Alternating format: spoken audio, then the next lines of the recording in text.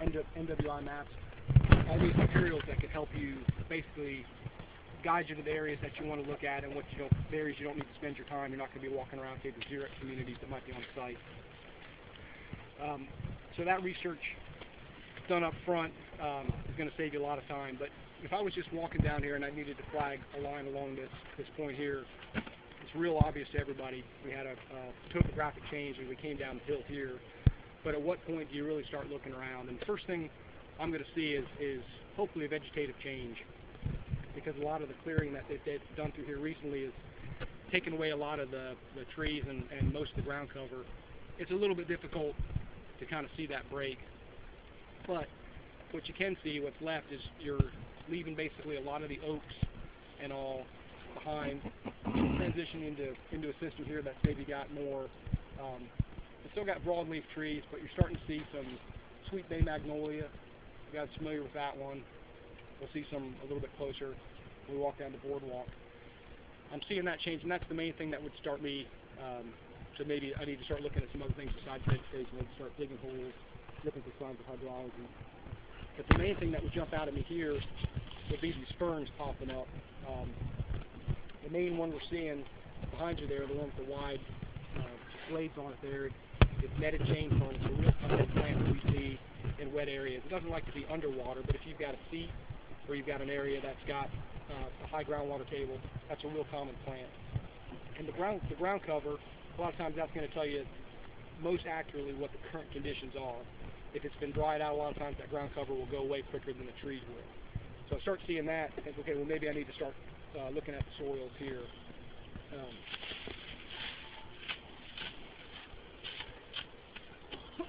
Try to find a spot without a root.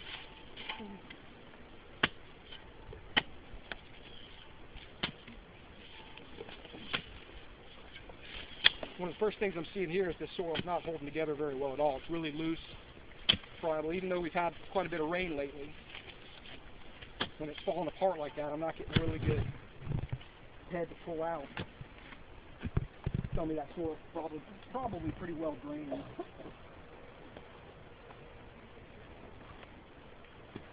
If I was just digging a hole, I wouldn't even really look at this any closer, because vegetation's not super strong right around here anyway. But there's several different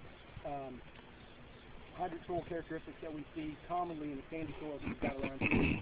If you look on I guess the third page of your handout there, it's got the list of hydric soil characteristics. Most of the times the ones we're going to use are going to be dark surface, and we're going to see that today, or redox. And the redox, we're going to see that in a few minutes. It's basically one way to think of it, doing rusty dishes in the soil profile. I'm not seeing any redox. I'm not seeing very, very dark soil, which we call dark surface. I'm not seeing anything hydric in here. The colors are just too light. No indicators this is going to be hydric. Actually, that's a different one. We got some more procedure, maybe what actually hydric.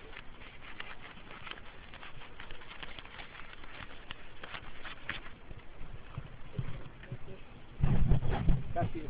It's in the first column there on the left, it's towards the bottom, sandy redox, F5. And I won't go into all the letters, the acronyms afterwards, but that S stands for sandy soil. This is the one that we've used in sandy soil. It's only an image for the soil. Right. You wouldn't use that in clay or rain soil. So that pit's not hydric. Looking back at the vegetation a little more back here, it's dropping down just a few inches in elevation, not a big change. But these ferns are popping up pretty strong. This is I think a sack wet plant here. It's Florida anise. And if you crush that leaf, it's got a pretty strong scent to it. Can you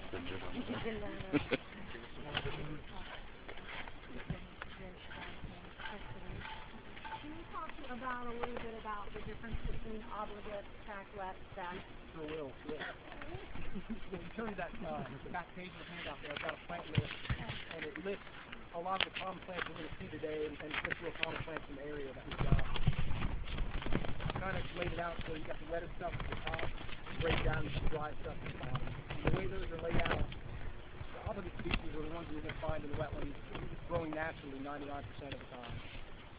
And then it moves down from there from obligate to back wet, facultative, back up, and uplands from basically wetter to drier.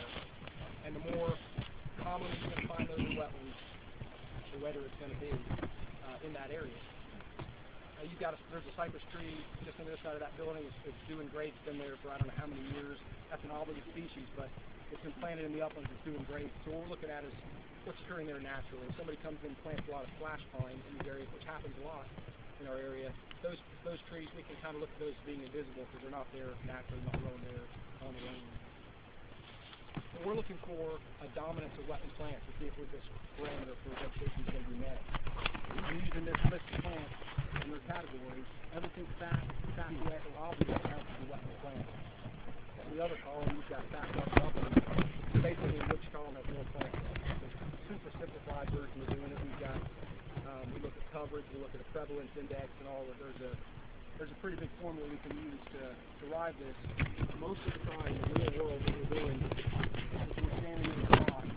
We're looking at about 30 feet. And we're saying, what do I see in canopy? What do I see in the mid-story? What do I see in the ground cover? And in here, I mean, you got a long lead time behind you. Back up, or maybe back a foot. Water oak, which we're going to look at as being back wet. You've got the short anise, back wet. We say magnolia, back wet. So the dominant species in here right now is easily mostly back or wetter. This is Chinese privet. We're going to look at that as back. It's an invasive exotic, but it grows anywhere. So it just kind of counts in the middle, but we've seen things we count as being towards the wet side. So we definitely have the wetland vegetation here. 15 feet that way, we didn't have the soil, but we'll look. Have you got over the steps of wetland delineation process? Of the wetland delineation process? Have you got over the steps of that? The yes or no, right? Oh, sorry, which part are you talking about? The wetland delineation process, you said that on the coast. Really just doing those steps in the office before we leave to make sure we're not going to be wasting our time on the site if it's massive, really high and dry sandy soils and all. We may just do a depth delineation or a field. Instead of going out in the field, we'll just do basically a depth determination and say this area is not going to be a wetland, just no chance. There it is. So we do that basically work from the office first. Not bad. Would you do that by soil maps, rainfall, hydrology, things like that? Yeah, not so much looking at the actual rainfall. We look at soil surveys. That's a really useful tool. Each county used to have a printed soil survey. We'd use those, and they were helpful in a couple ways because it had all the soils mapped. We had the soils mapped that were hydric, the ones that were more frequently flooded, very well drained. Got a lot of information just from those soil descriptions and where they were on the landscape. But also, a lot of times they were old, like the one until several years ago, the one from Stanley County was from like 1955. So we could look back at that and say, wow, before all this land use changed out here, we could really see what was happening with the land. There was also a lot more fire taking place even back then, which gave us a clearer picture of the kind of systems we had versus now when there's been so much alteration, not just through development, but through silviculture, and all. The landscape looks different now. Where do you get those maps? Well, I don't know if the NRCS puts them out. It's not a very specific map though. Once you get down on a scale like this, it determines from there to here, it won't show up on those maps. So it's not the tool you want to use to basically delineate. It just basically puts you in the area that you want to start digging around. Okay. Yeah, there's no substitute for being out there in the field and actually walking along a transect and actually putting your flag down itself. But it guides you to where you want to look. Okay, but that's where you get it from, is the NRCS?